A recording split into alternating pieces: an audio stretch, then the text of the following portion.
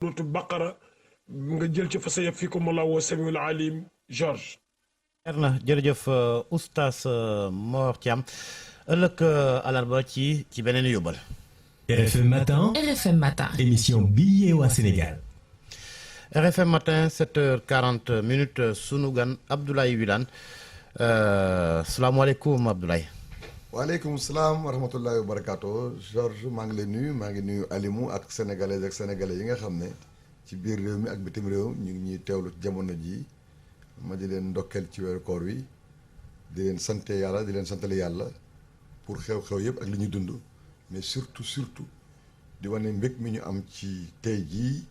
ñi yeewoo Sénégal ak le président Lamine Diack di ko ñaanal yàlla rokkas ko wér ndokkel ko santale ko yàlla sante ko yàlla santal ko yàlla sénégalaise ak sénégalais yi nga xam ne nii li ko jëlee ci njiitu réew mi avocat mi famille bi ak ñëpp ñi nga xam ne dugal na seen loxo ci pexe yi nga xam ne nii pexe nañ ko ba yàlla def mu ñëw fii nii alhamdulilah rabbil alamin. Lamine Diack mi ñib si biig Mohamed Alimou Ba mi ma fas yéene àndal ci waxtaan wi Abdoulaye Wilane yow yaay député maire bu Kaffrine par ailleurs yow yaay porte-parole bu parti socialiste yaa yor kaddu parti socialiste li ñu gën di waxtaane nag mooy coow la ca Benno Bokk Yaakaar ca Kaffrine waaye laataa loolu ci guddi xam nañ ni élection locale ci weeru janvier atub 2022 lay doon yow yaay maire bu Kaffrine déjà est-ce que date boobu ñu jàpp date bu baax la ndax indi woon na coow ci principe yi damay rafetlu le fait que président de la République jëfandikoo li ko war jëfee li ko war dafa jëfandikoo sañ-sañam parce que bu consensus amee comme ni mu ko waxee woon day wéyal consensus bi mais bu ñu waxtaanee te déggoo amul njiitu réew mi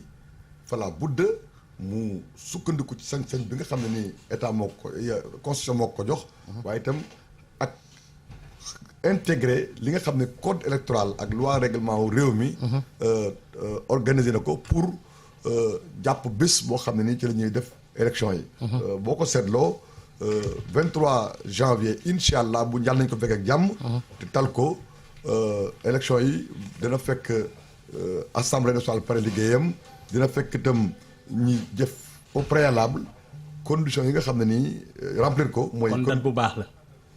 waaw jàpp naa ne lu ñëpp doon xaar naan kañ lay am nañ ko def ci lu mu gën a gaawee mu jàpp date bi intégré na li nga xam ne ni moom mooy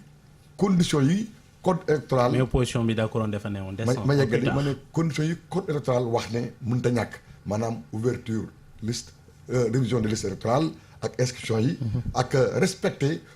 étape yi nga xam ne ni mënut a ñàkk ci processus électoral ak ci calendrier électoral jàpp naa ne daal su ci ñëpp sóoboo dina baax et d'ici là du ñàkk également mu amaat continuer waxtaan ba nga xam ne. code électoral bi ak loi ak règlement yi nga xam ne mooy war a gunge processus boobu noonu mu am ba nga xam ne. yow pare nga ci yëf yi parce que déjà date bi leer na pour. waaw xam nga man jullit laa bëgg a nekk rawatina ma bëgg a nekk taalibe Serigne Touba dafa wax ne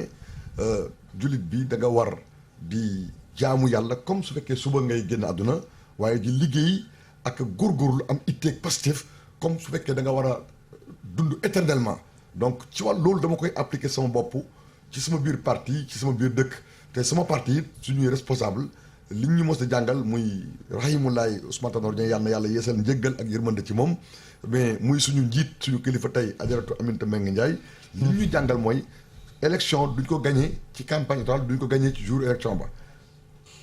chaque jour que jëfee bët bu set ci li la war da nga ci war a góorgóorlu pour chaque jour nga gagné ay points et enfin. plus clairement Wilane est-ce que candidat nga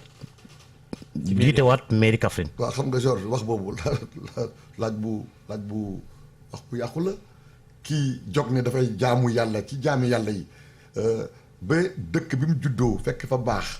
cosaanoo fa baax fekk ko fa muy jaamu yàlla ci soxla ci jaamu yàlla yi di liggéey te yéeneem sotteegul mébétam antogul nga naan ko ndax da ngay continuer di def liggéey ak boobu wala déet kooku wax bu yàqu la en tout cas incha allah suñu fi yàlla bàyyee te waa Kaffrine wóoluñu. mais ci loolu mooy problème bi nag wóolu ma sama waa coalition Benno Bokk Yaakaar wóolu ma ndax noonu lañ ko bëggee ñun incha allah dinañu continuer di nekk au service du Sénégal. mais en ndax servant loolu Kaffrine. dina yomb ci yow ndax tey jii am nga ki ngay jonganteel foofu xam nga ko tey jii ancien directeur du COUD nekk ministre tey jii Abdoulaye Sow. waaw mais loolu. loo ci am bëgg a force de wax frappe. loo ci bëgg a wax. ah xamoo. yow laay laaj yaay laaj mais man bëgg a xam li nga may laaj. ah déjà am nga un sérieux concurrent. ah bon loolu wax ne ko rek sama concurrent la benn ñaareel ba jàpp naa ne doomu Kaffrine bu ne am nga sañ-sañu bëgg liggéeyal Kaffrine waaye ay nit bu ñu àndee te ànd balaa am njëriñ lalu ci dëgg ak muñ comme ni ko suñu borom waxee ci wal asri inna l insana la fi xusrin illa allazina amanu wa amilu salihati wa tawasaw bil haqq wa tawasaw bis sabri dëgg waroowul ci ànd ak muñ ndax muñ moo gën ci ànd ndax ni ko Lamine Diack daan waxee ma baamtuwaat ko Sénégal mooy réew moo xam ne nii daanaka boo koy seet da nga naan de l'indépendance à maintenant dañuy gouverner sénégalais yi ci seen sikk te booy ànd ak nit nag di xool sikkam rek di ko cawte en terme clair loo bëgg a wax clairement c'est quoi. waaye nag soo nit ki bu ngeen di àndit da nga koy wax dëgg laante biir ndax ak même en religion dañu xam ne ak diinu nasiha loolu man caa nekk sama parti ci loolu nekk ànd balaa baax mu nekk ànd boo xam dafay lalu ci loyauté ci sincérité bokkuma ci ñi nga xam ne dañuy fàtte seeni nawle bu ñuy wax xam nga man fii ma toog tey en tant que maire de Kaffrine en tant que député ou en tant que porte-parole mais mënu ma ñàkk xalaat militant au parti socialiste yi mënu ma ñàkk xalaat famille yi nekk Kaffrine ak njaboot yi ñu seq ak yi ñu bokkal donc boo may laaj. dañ la nawluwul en tant que au sein de la majorité loolu nga bëgg a wax wala. dañ leen nawluwul wala.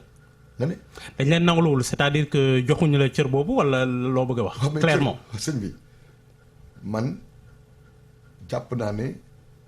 du kenn moo may joxub cër ku suñu borom ak citoyen yi man mii it maa war a fexe mel nu ma melokaanoo noo dëppoo ak li Sénégal bëgg fi ma nekk Kaffrine di fa liggéey sama parti socialiste moo ma def maire de 2014 à maintenant lu ko jiitu coalition bi ma bokkoon ak ña ma bokkaloon conseil municipal waa PDS ak ñi ma bokkaloon conseil municipal ba ñoo ma defoon maire en 2009. 2014 bi may nekk candidat te loolu dafa am solo ma di ko fàttali Benno Bokk Yaakaar am na ñaari stratégie yoo xam ne nii ñaari expérience bu mu dund en 2012 kenn ku ne dafa demal boppam waaye ñu am accord de désistement en faveur du mieux placé yàlla def muy Macky Sall ñu ànd ak moom loyalement ba 2019 beneen expérience ñëw mooy ñun ñëpp sur la base des politiques publiques yi ñu mettre en œuvre ñu ànd ak Macky Sall ñun ñëpp tous autour de l'un d'entre nous ñu ànd ak moom wéy diggante bi am na élection yoo xam ne ci dëkk yu bëri ñi mën a déggoo nañu moo gën ñi mën a déggoo tekkalikoo nañu askan wi àtte leen ñu te terewul coalition bi continue di wéy. mais déggoo googu lañ nemeekootul Abdoulaye Wilane ci Benno Bokk Yaakaar ca Kaffrine. la koy firndeel mooy li coow li jib fan yi ndaje ma fa amoon ci week-end bi ñu yëkki ay cadeau dal sa kaw cadre parti socialiste ca Kaffrine tontu démb waaye yow liñ lay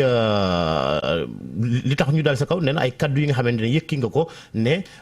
Macky Sall day privilégier APR au détriment des autres partis de la mouvance ñu dem sax ba ne la yow na nga jégalu est-ce que yaa ngi dëggal kaddu yooyu nga yëkki woon ba léegi. ñaari yëf benn bu njëkk bi ndaje moom am ñu ne am na Kaffrine ña fa dem ci turu parti socialiste ak ñi dëkk Kaffrine yëpp tey suivre actualité politique wala sax suñu kilifa yi nekk ci kaw xam nañu ne ndajeem lijjanti la ndaj bu ñu lijjanti la parce que de mémoire de Kaffrinois kenn mosul fàttaliku fu PS ak parti Benno Bokk Yaakaar yëpp daje réunion bu mel noonu pour la première fois loolu am la tax mu amit incha allah ci fan yi di ñëw danaa ko expliquer Sénégalais parce que fii dafa gàtt temps bi dafa gàtt mais am na ay antécédents bi ci des ci antécédents yooyu benn bokk na ci mooy ñu ne man dama wax te loolu mu am dama bi koor gi tàmbalee ba nëga ni xale yi bokk ci parti bi ak jigéen ñi dañuy def ñaari fan ñaari fan bu ne ñu organiser benn ndogu ci benn quartier benn kër militant ñëpp daje fa suñ dajee dañuy waxtaan analyse situation politique bi ba week-end passé ñi def daje nag boo xam ne ni man dañu sàkku ma ñëw bokk ca ndax jeunesse socialiste ak étudiants yi ñoo ko doon def étudiants yi bokk ci parti élèves ak étudiants yi bi ma ñëwee di waxtaan ak ñoom ci tolluwaayu réew mi problème mu jeunesse bi ak fàttali ku leen activité bi amoon au CICAD ak wax ya fa jub mu indi toole RFM en a suffisamment rendu compte man may jàngat bi may jàngat nag laa leen wax ne leen ànd balaa baax mu loolu ci dëgg ak muñ kilifa yi boo ko amee da nga koy wax dëgg. est-ce que wax jooju wax ju kilifa la yow nga nekk ci benn bokk yaakaar wax jooju ma ne man sama parti laa toggaloon sama parti bu may toggaloon di waxtaan damay analyser politique en tant que maire ma wax leen ne leen man de d'ailleurs moo tax c'est important que ngeen xool image ak personnalité yi nga xam ne ñoom ñoo fa toogal par solis ca réunion boobu ñu wax benn bokk yaakaar seen fonction ci conseil municipal bi ak activités yi ñu jël def ko au nom du conseil municipal ou au nom du maire sans pour autant que ñu am ci mandat yi parce que conseil municipal mooy dogal maire moo koy doxal booy dem ci dëkk jël exemple UCG nga def dara dama ne da nga war a jaar ci buntu bi nga xam ne ni booy dugg ci kër wala ci néeg da ngay jaar ci buntu ba. yaay buntu bi. collectivité territoriale dafa am principe de la libre administration des collectivités territoriales par les assemblées élues. Deuxièmement, les collectivités territoriales participent aux missions de l'État. Troisièmement, les collectivités territoriales sont les cadres de mise en œuvre de ces politiques publiques, des politiques publiques et te loolu yëpp su état di def wala un ministre wala nga dëkk ci dëkk di fa def da nga war a jaar saisir. ministre bi Abdoulaye Sow pour ne pas pour kii ko carrément wax turam yooyu da koy def te du jaar ci yow ndax boo waxee UCG moom mooy seen kilifa. dama wax ci réunion boobu noonu ak sama xale yi ma ne leen. ci wàllu li UCG di def Kaffrine ci wàllu aménagement yi ñuy def ak Kaffrine bay sax tudd statu Kaffrine ak place d'indépendance bay sax wax naan rond-point yi ñuy aménagé ci RN1 bi la bokk RN1 bi voie classée la bay aménagé ci cimetière catholique yi te mën naa am mu am conséquence ci inondation yi wala ruissellement des eaux ma ne benn ci activité deful objet wu saisine officielle et à bonne date avant mise en œuvre des travaux ci conseil municipal bi mu ensuite buy ñëw Kaffrine man du ma ko yëg damay jékki-jékki ma nekk bitim réew ñuy waxante téléphone dalee cours ministre nag am na droit bett ku ko neex am na droit dem ci dëkk te du yëgal préfet wala du yëgal gouverneur wala mu ñëw waaye loolu jaaduwul dafa rafetul dëkkam la aussi. waaye ma ne waaye déglu ma la loolu gis nga loolu yëpp mën nañ ko nangu te xam nañ ko moom xam na waa Kaffrine xam nañu ne yéenewu ma ko lu ma yéenewul sama bopp loolu mooy dëgg waaye nag cër bi ñu yàlla dénk muy meeru Kaffrine askan wi dénkuñu ko du ma ci wane benn faiblesse du ma ci wane it benn rëy waaye nag du ma ci wane benn faiblesse. mais est-ce que Abdoulaye Wilane dans tout ça est-ce que c'est pas parce que peut-être da nga jàpp ni bi Abdoulaye Sow ñëwee may ma rek une question ma ne su fekkee da nga am une liste de questions nga dinaa ko poser question yooyu yëpp pour penser que émission bi am na utilité du am utilité da nga may bàyyi ma expliquer pour Sénégal yi xam parce que je vous ai fait une faveur exceptionnelle en venant parler aujourd'hui te boo bëggee déroulé question balaa may expliquer Sénégal duñu comprendre day mel ni que dañuy kii je veux dire que loolu laa wax ci débat bi ci desit ma wax ne président de la République mooy président coalition Benno Bokk Yaakaar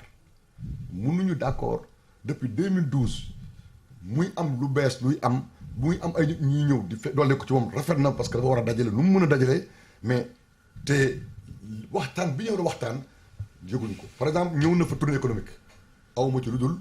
ñëw gis ko daje dégg ci rajo yi te man porte-parole la porte-parole Benno Bokk Yaakaar la man maa jiite parti dans toute la région de Kaffrine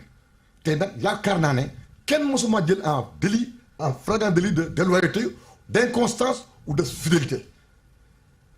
daje yu ñu daje ak même socialiste yi ñu woo ca daje ba am na ci ñoo xam ne ñu ngi wër di wax naan man wootelu ma Macky Sall en 2012 wootelu ma ko en 2000 nangam wootelu ma ko en 2000 nangam xam nga ko waxu saytaane la waxu yàq la bi ñu des mooy dëgg rek neex yàlla bu fekkee man responsable politique laa nekk sama base situation politique bu amee bala nga jëm ci rendez-vous politique important y comme bu toll ni kii arrivé président pour inaugurer benn hôpital wala pour inaugurer réceptionner la route de Nganda mais dafa war laaj action politique te régime boo ci bokkee dafa laaj solidarité politique et gouvernementale solidarité nag du à sens unique. Wilane ay ndaw la lañu Abdoulaye Wilane da nga jàpp ne li may wax nii justement da nga jàpp ne joxuñ la cër gi nga yellool. waaw non waxuma loolu dama ne ànd bi njaw des na xam ni maanaam laa misloo bi maslaa bi nañ ko def bu ne nañ ko waxtaane moo ko war a jiitu te leneen la ci des damay wax engagé wu ma parti socialiste au niveau national au niveau local la wax ba fii ñu toll nii mosuñu am réunion ñu toog waxtaan man nag du ma sikkim des yóbbaale wu ma parce que président Macky Sall moo wax ne ak tout Benno Bokk Yaakaar ji d'accord ci ne commune boo dem ka fay maire mooy responsable Benno Bokk Yaakaar bu dee APR la bokk mooy responsable APR département boo dem loolu la wax su fekkee am na ministre de kit mais comme mooy incarner l'exécutif ñu mën ko joxub cër au niveau de la région ou bien au niveau du département mais dama ne amul te li may wax man dama nekk koo xam ne ku accessible la ku ouvert la du rek Kaffrine le problème yooyu am bëri na Sénégal te ñu ngi jëm ci rendez-vous électoral boo xam ne dafa am importance stratégique. Justement ci rendez-vous électoral boobu est-ce que sentirons ni que finalement peut-être l'APR daa bëgg ngemb seen candidat bi peut-être à ton sa détriment est-ce que du loolu mooy tax ngay wax yi yëpp. déclaration yi yëpp nga mer tuuti non gis nga dama bëgg nga xam ne deux balaa ma tontu loolu dama bëgg a rappeler ne ñii ngeen wax ne ñoo ngi wax ba ngeen yaakaar ne am escalade bala ñaan problème dans Benno Bokk Yaakaar il se trompe de sujet te il nous renseigne même ci seen caractère fourbe et nocive seen stratégie parce que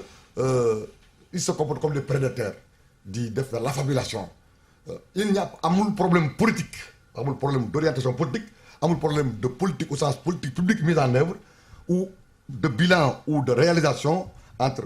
man ak ñi bokk Parti socialiste à Kaffrine ak président Macky Sall sama parti gëwuma ne jàppuma yëguma benn jamono boo ma problème Macky Sall ma rappelé aussi que ni président Macky Sall ñun waa Parti socialiste donc man à Kaffrine suñu ànd ak moom xaaruñ ci kenn toppuñ ci kenn royuñ ci kenn suñu parti da koo investir te balaa suñu parti investir dañu interroger dans chaque localité dans chaque coordination les responsables et les militants du parti bañ d'accord parti bi ànd ak moom donc quand je parle de l'action politique du président de la République ou de l'action publique de son gouvernement ou bien de la mise en œuvre de ses politiques publiques je suis dans mon rôle et j'ai toutes les légitimités. mais Abdoulaye Wilane bu ñu gisee réaction collectif cadre parti socialiste yu Kaffrine démb génn nañu ab communiqué dal ci ki nga xamante ne moo di ministre Abdoulaye Sow ñu jàppee sax ni ab transhumant. waaw yéen ñi nga xamante ne yéen a jàppale Macky Sall en 2012 moom jamono jooju mu ngi woon PDS. waaw sëñ bi man dama bëgg nga jàpp Georges ne Sénégal bi ñu nekk. nit ñi du ñu faral di xam ku tooñ ku fay lu ñu am. lañ xam loolu mooy li xew ci li ngay dégg nii bi ci des. mooy man j'ai toujours dit et les écrits sont là attendez maanaam daal dañ leen tooñ yéen non les écrits sont les écrits sont là et les paroles sont là en var pour mën a illustrer may wax dama mos a wax ne président bi dafa war a yaatal rassembler au grand maximum il doit être le président de tous les Sénégalais te loolu laa gëm